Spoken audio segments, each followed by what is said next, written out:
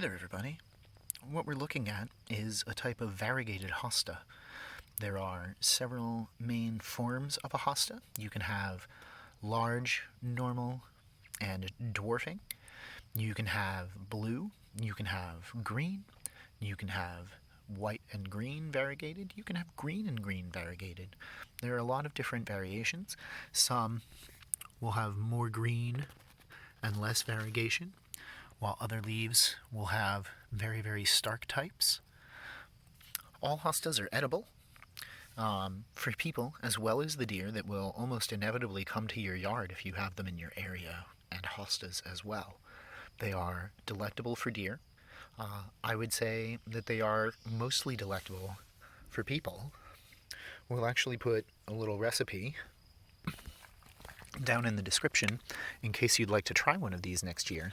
But so this is too far past to eat. What you want is the young shoots when they first start popping up, and they'll look like little spears. It's actually these leaves all twisted up and not really grown out.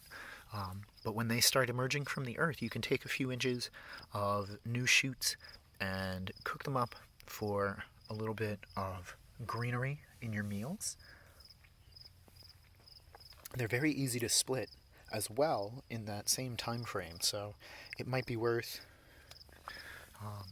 taking a small knife or a trowel that you've sharpened and just dividing them up, taking a few that you're going to cook with and taking a few more so that you have more to cook with next year. Personally, I think that they're a wonderful addition to this ecosystem and biome. I particularly find them beautiful. They're one of my guilty pleasure plants that, even though they do have some edible uses, I would say are not as prolific or as ecologically important as some of the other plants we're planning on offering. I don't mean that to diminish how wonderful the hostas are. So, they love shade.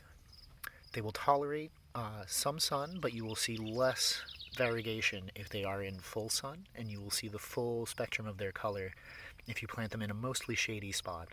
I would say 2 to 4 hours of direct sunlight is probably the most that you can get away with, unless you are very far north or south, in which case they may have a problem with your tolerances and hardiness.